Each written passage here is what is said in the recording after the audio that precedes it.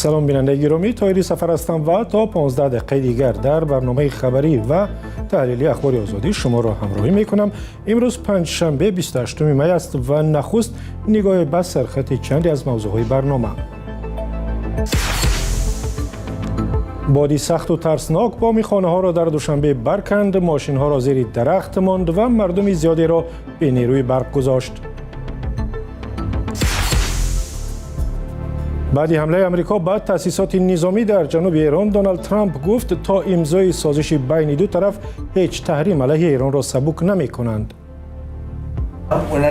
نه، ما درباره هیچ سبکی در تحریم ها یا دادن پول گپ نمیزنیم. نه تحریم ها را لغو میکنیم، نه پول میدهیم، نه چیز دیگر. 10 ساکن ناحیه همدانی با یکی از اداره‌های کلان دولتی در تاجیکستان سر مالکیت بحث دارند. آنها میگویند یک نفر گناه کرده است، دیگران جواب میدهند. مقامات اومد همین چیزا میگه، چیزای مدیری سوگش داگرتنش نگی چیزای مدیری سوناوی. بادی سختی ترسناک که روز 27 می در دوشنبه مشاهده شد به ده‌ها بنا ضرر رساند، مردم زیادی را از نیروی برق محروم کرد. تندباد آینه‌های یکی از بناهای بلند در دل دوشنبه را برکند و سبب بحث زیادی در شبکه‌های اجتماعی درباره صفت و یا بی‌پروایی در ساختمان بناها در دوشنبه شد. کمیته حالت‌های فوق‌العاده امروز در گزارش عاقبت‌های بیدادگری با در دوشنبه را شرح داد و در این باره مولا رجب یوسفی گزارش می‌دهد. با معلومات کمیته حالت‌های فوق‌العاده تاجیکستان، صبح زود 27 می در نتیجه شمال سخت در شهر دوشنبه درختان شکسته، بالاپوش بناهای بلند و شانق قسماً ضرر دیده است. گفته می شود که شمال سخت بالاپوش 12 بنا را خراب کرده است. همچنین نمای بیرونی بنای نو بنیاد خدمات علاقه در مرکز شهر دوشنبه هم ضرر دیده است. بالاپوش مرکز تعلیمی و قسم حربی کمیته دولتی امنیت ملی در ناحیه فردوسی پایتخت نیز در این حادثه آسیب دیده است. به اطلاع رسمی شمال سخت به 3 اتوماشین در ناحیه سینا ضرر رساند. همچنین 22 درخت در 4 ناحیه دوشنبه در شمال سخت شکستند. با گفته مقامات تلفات جانی و زخمی شدن ساکنان در این حادثه ثبت نشده است. شمال سخت تخمینا ساعت 2 صبح 27 می ساکنان پایتخت را ترساند و برخی آنها میگویند که چند سال باز این گونه وزیدن باد را ندیده بودند. این آفت طبیعی در روز اتفاق افتاد که ساکنان تاجیکستان عید قربان را جشن می‌گرفتند. ساکنان از ناحیه‌های شاه منصور، سینا و فردوسی پایتخت گفتند در پی شمال سخت نیروی برق قطع شد و قریب یک روز بی روشنایی بودند. چیزلوی 28 نو 5 6 چای زینندگی شده است. رفتن کشنو تماشو گردکی رفتن آجی. کمیته حالت‌های فوق‌العاده تاجیکستان میگوید که برای برطرف کردن عاقبت‌های آفت طبیعی نجات دهندگان، کارمندان خدمات کمونالی، انرژتیکا و دیگر ساختارهای داخلی را سفربر کردند. مولا رجب یوسفی، رادیوی آزادی، دوشنبه. سپاه پاسداران انقلاب اسلامی ایران روز 28 می گفت یک پایگاه هوایی آمریکا را در منطقه هدف قرار دادند. خبرگزاری تسنیم نوشت که عملیات پس از حمله آمریکا در نزدیکی شهر بندرعباس در جنوب ایران صورت گرفت. هرچند مکان پایگاه را نگفتند، اما ارتش کویت اعلام کرد که نیروهای هوایی این کشور روز 28 می حمله‌های خصمانه موشکی و پهپادی را رفع کردند. حمله‌های دو جانبه در زمانی است که مذاکرات بین آمریکا و ایران برای پایان دادن به مناقشه در خاورمیانه ادامه دارد. همکارم خیرامان بخوزاده گزارش می‌دهد. مقامات آمریکا روز 27 می خبر دادند که نیروهای نظامی کشور به یک نهاد حربی ایران ضربه زده چند پهپاد را در نزدیکی تنگی هرمز محو کردند. حمله های نو در حال صورت می گیرند که نشانه های از پیشرفت در تلاش های دیپلماتی برای پایان دادن به این مناقشه به نظر می رسند.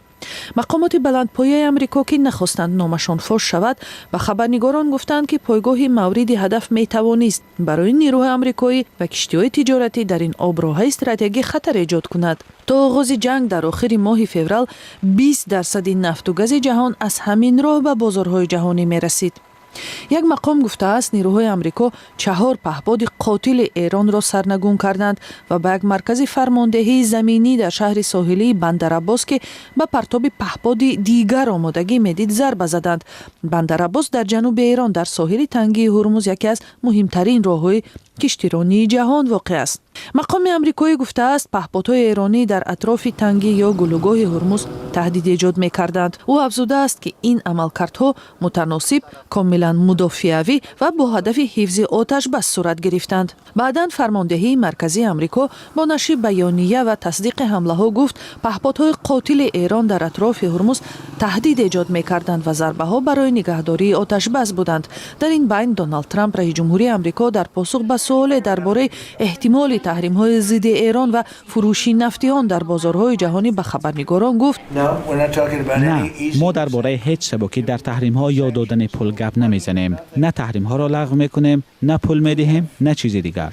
ما پول های را که آنها دعوا دارند از آنها زیر نظارت خواهیم داشت.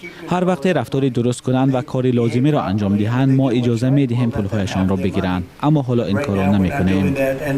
расонаҳои Эрон рӯзи 27 май аз вуқӯи 2 ҳодиса дар бандари Асалуя ва фурудгоҳи байналмилалӣ ба номи Имом Хумайнии Теҳрон хабар доданд. бино ба гузориши онҳо, рӯзи 27 май бар асари ҳодисае дар бахши тавлиди оксигени ширкати Дамованд Энерҷи дар Асалуя камаш 1 нафар ҷон бохта, 2 тани дигар захмӣ шуданд. бандари Асалуя маркази маҷмӯаи бузурги газу нафту кимиёи Порси ҷанубии Эрон ба шумор меравад. ширкати Дамованд Энерҷи таъминкунандаи маҳсулоти саноатӣ аз ҷумла оксиген барои иншооти нафту кимиёи ин минтақа аст. ҳамлаҳо дар ҳоле сурат мегирад, ки Вашингтон ва Теҳрон бо ҳадафи мӯътадил кардани вазъ пас аз чанд моҳи муноқиша дар минтақа музокиротро давом медиҳанд. аввали ҳамин ҳафта низ Амрико эълон кард, ки ба қайиқҳое, ки гӯё мехостанд дар тангии Ҳурмуз мина гузоранд, зарба задааст. Эрон ин амалиётро маҳкум кард ва онро вайрон кардани созиши оташбаси осебпазир хонд. даргириҳои ахир нишонаи идомаи вазъи ноором дар минтақаи халиҷи Форсанд. ин дар ҳолест, ки Доналд Трамп, президенти Амрико, дар рисолати худ ба пешрафт дар талошҳои дипломатӣ барои дастрасӣ ба як созиш ишора кард. иёлоти муттаҳида ва Эрон тавассути миёнаравони покистонӣ тарҳои пешниҳодии худро ба якдигар мефиристанд. салом, агар хату хабар мехоҳед, мо дорем. навиди бомдодӣ, сархати хабарҳо, ахбори Тоҷикистон ва ҷаҳон, гузоришҳо ва таҳлилҳо. чӣ мегузарад ва чаро? донистан, фаҳмидан аст. замима ё апи моро бигиред. дар шаҳри Хуҷанд нахустин консерти як овозхоне баргузор шуд, ки солҳои дароз дар хиёбонҳо овозхонӣ мекард. ғайратшоҳ Исрофилов, зодаи як деҳаи дурдасти вилояти Суғд, солҳо боз дар кӯча, бозор ва ошхонаҳои Хуҷанд ва Душанбе месуруд ва як гуфтугӯ бо ӯ дар шабакаҳои иҷтимоӣ роҳашро ба саҳнаҳои бузургтаре боз кардааст. фарзон муҳаммадӣ аз Хуҷанд гузориш медиҳад.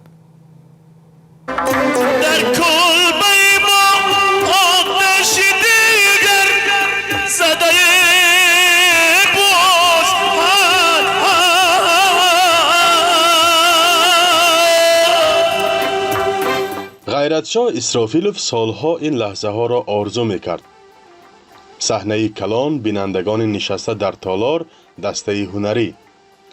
вай ташнаи ин буд, зеро то ин вақт ҳамеша дар хиёбонҳо, бозору ошхонаҳо бидуни баландгӯяк ва асбоби мусиқӣ барои роҳгузарон суруд мехонд. ҳаводорон аз ин иқдоми ӯ шод буданд ва барояш каф мекуфтанд. набардорад касе тобути худро барои ҳамдигар дар кор моем. албатта ки инсон як худаш ҳеҷ кор карда наметавонад. ҳамин инсонҳо ҳастанд, ки ҳамдигарро дастгирӣ мекунанд, роҳборида мекунанд. вақте ки ман имрӯз аз хиёбон ба як қасри бузург омадани манами ғайратшоҳ худаш далели ҳамин гуфтаҳои мост. овозҳои бисёр зинда мехонад, овозош бисёр тоза, бисёр бурӯ аст. ҳоли ин ҷавон аст, ояндаш пешбар.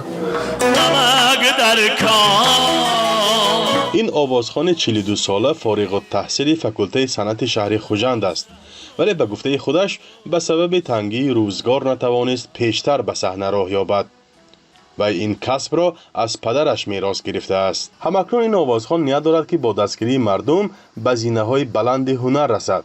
ҳарчанд ҳоло чунин сарояндагон бештар ба шабакаҳои иҷтимоӣ такя мекунанд ва аз он ҷо даромад ҳам ба даст меоранд. фарзон муҳаммадӣ, радиои Озодӣ, шаҳри Хуҷанд.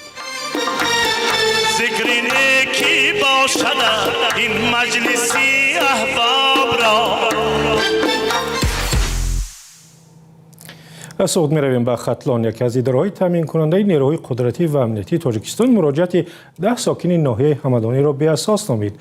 اگنتی تامینات اموال مخصوص در نامه به رادیو آزادی نوشته است که این اداره دایر به تعلق داشتن مال و ملک مصادره شده که ساکنان همدانی از خودشان میشمارند اطلاع ندارد، چون مصادره اموال وکالت دیگر اداره‌های دولتی است. درباره جزئیات این بحثی پیچیده همکارم مولا رجب یوسفی گزارش دارد.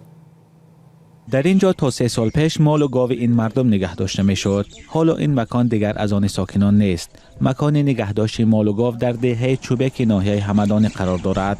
اکنون آن مال اگنتی تامینات اموال مخصوص نزد حکومت جمهوری تاجیکستان است، اما ساکنان همدانی تا کنون مال خود می دانند. با خود دیرکتر اگنتی نظیرزاده سبزعلی مراجعت کردیم، هم خطی هم خب دهانی صحبت کردیم در کابینت کاریش. او با ما وعده کرد که ما البته اومده بعد 2 روز این مسئله رو حل میکنیم. بعد وعده کردگی نظیرزاده سبزعلی علاقه 3 سال گذشت. تغییر در سال 2023 بعد بازداشت عیسی خالمدوف با گمان قاچاق مواد مخدر رخ داد. او در همین جا به پرورش چاروا مشغول بوده است. در برابر مال و گاو خود، مال و گاو ساکنان منطقه را نگه می داشت. همه را مقامات به حبس گرفتند. برادران عیسی میگویند که تاکنون نمیدانند که سبب حبس شدن مال و گاو و مکانهای آنها در چیست. ما واقعا خوجایی دهقانی داشتم، کشار داشتم. وقتی که هم تمام مقامات اومد همین چیزا میگه چیزای مدیری سوگش دگرتنش نگی چیزای مدیری سونا این چیزای سال 87 ما فارد کوری دارم تو این چنین. حالا خانواده خالمدوف ها در ناحیه همدانی میگویند که آنها سرگردانند. این خانواده میخواهد که مال و گاو آنها برگردانده شود. هم اولاد همش مال پرور اومده. ما 2008 در نمی چیز سرچوپان بودم. 2008 تا 2023 بعد مقامات اومدن گفتن که همین مدیری سورا دستگیر کردن. ما نمیشه مولی مورا خدای مولی مردم در مردم چیزی که همیشه بود همش جمع کردن گرفتن. سود شهر دوشنبه سال 2023 خالمدوف عیسی را 15 سال از آزادی محروم کرد. در پایان حکم گفته می شود که دعواگران به سود عالی مراجعت کنند. خانواده‌اش گفت عیسی در آخر سخنش خواست که مال و گاو ساکنان به صاحبانشان داده شود. همین مال سنگی که در با ما تعلق داشت به خوجگی ما که یگان همین خوجگی ما هم آمده در همینجا قوش کردن و وابسته کردن که همه این مال و حالا کشیده گرفتن. حالا دعوا سر صدها سر مالی میده و کلان می رود. ما مفتش در رفتیم، بیانات دادیم، گفتیم که ما نمخلی چورو داریم. در همونجا هم مراجعت کردیم که ما نمخلی چورو داریم. هفته این هم یک کم بغل این همین سری مگزین دمش نه 3 دانه بز داره و ما را نون می 3 دانه بز همون را نگرفتن زاکیر. شکایت کنندگان زیادند و همه آنها ادعا دارند که مال و گاو آنها گرفته شده است. طبق یک رویخط شماره آنها به 46 نفر می رسد. حالا این افراد برای گرفتن مال و گاو خود به دادگاه عالی مراجعت کردند. آنها می خواهند که مال و گاوشان برایشان برگردانده شود. این افراد میگویند که به قانون باور دارند و عدالت پیروز خواهد گشت، اما تا حالا کسی به داد آنها نرسیده است. دادگاه شهر اصفهان والدین یک نورس 16 ساله را برای ناس بردن به مکتب بیشتر از $100 جریمه بسته است. دادگاه در یک بیانیه رسمی گفته است ساکنی جماعت دهات چیلگزی که از او فقط انتی نام بردند برای اجرا نکردن مسئولیت‌هایش در تربیت فرزند نابالغ به جوابگری مأموری کشیده شد. بر طبق اطلاع دادگاه فرزند این خانواده و خواننده صنف نهم ماه دکبر سال 2025 به مکتب رقم 55 ناحیه اصفهان ناس برده است که مخالف قانون است. بر اساس قانون درباره مسئولیت برای تعلیم و تربیت کودک در تاجیکستان پدر و مادر نباید بگذارند که فرزند نابالغشان به تماکو یا مواد مخدر دسترسی داشته باشد. اخبار آزادی اینجا به پایان رسید. سپاسگزاریم که حوصله کردید و تا پایان برنامه با ما بودید. خبر و گزارش‌های بیشتر در وبسایت azadi.org و هم صفحه‌های ما در فیسبوک، اینستاگرام، تیک تاک، تلگرام و هم کانال آزادی ویدیو در یوتیوب. اگر شما هم خبری دارید و می‌خواهید دیگران بدانند به ما بفرستید، تحقیق می‌کنیم درست بود نشر می‌شود. تا دیدار در برنامه‌های دیگر و روز و روزگار برای همه شما خوش.